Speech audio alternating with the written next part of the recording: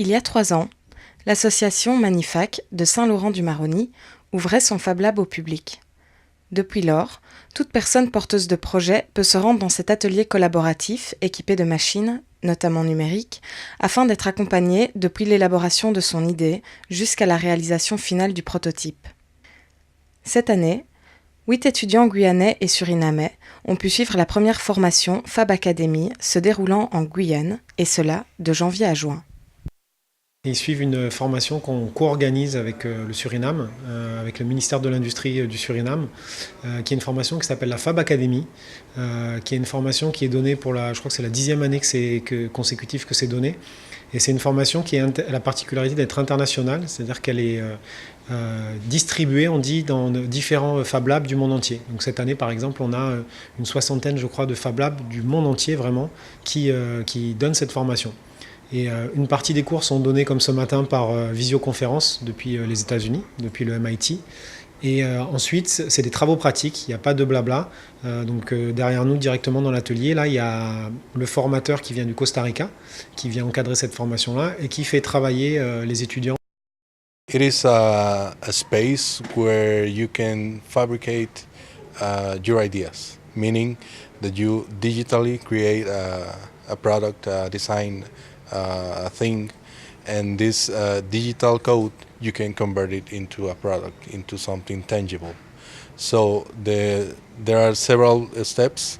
You first come up with an idea, then you design it digitally, and then you use one of several machines to create it, to fabricate it. Aujourd'hui, on va utiliser beaucoup la découpeuse laser, qui est une machine très pratique qui va être capable d'aller découper du bois, du carton, du textile, du plastique, du plexiglas, etc. dans des formes très précises et très complexes. Ensuite, on peut les assembler, faire des assemblages 3D. On a aussi une imprimante 3D qui permet à partir de bobines de plastique de construire des formes qu'on aurait dessinées sur l'ordinateur, du motif souhaité de la personne, etc. sur le tissu, une casquette, un t-shirt, etc. Voilà, c'est des exemples de machines qu'on a ici. Après, on a aussi... Donc ça, c'est les machines un peu à commande numérique, comme on dit, qu'on peut contrôler par l'ordinateur.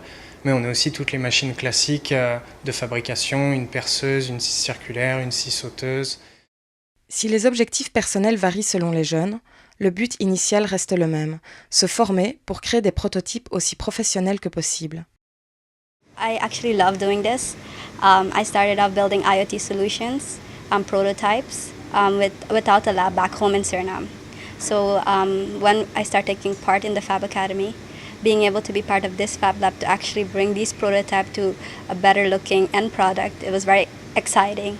And it's a great opportunity so we can make our prototypes look more finished, more professional. I can remember the first time I ever read the article about the 3D printer. I was actually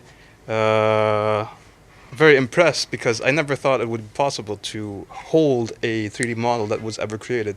And now the technology is here and it's becoming more affordable. And with the fabrication laboratories, the opportunity to create 3D models, not only 3D models, but creative ideas, for example, helping people with physical disabilities just to create something more affordable would be such a great thing. Not only that, but to make people's lives easier, or just to have as a gateway for the people that miss the opportunities to go to the universities to study engineering. À partir de septembre 2019, le Fab Lab de Saint-Laurent lance la Fab Academy pour débutants. Cette formation gratuite, d'une durée de 3 mois, a pour but de recruter les jeunes sortis du système scolaire. Les inscriptions se termineront à la fin juin.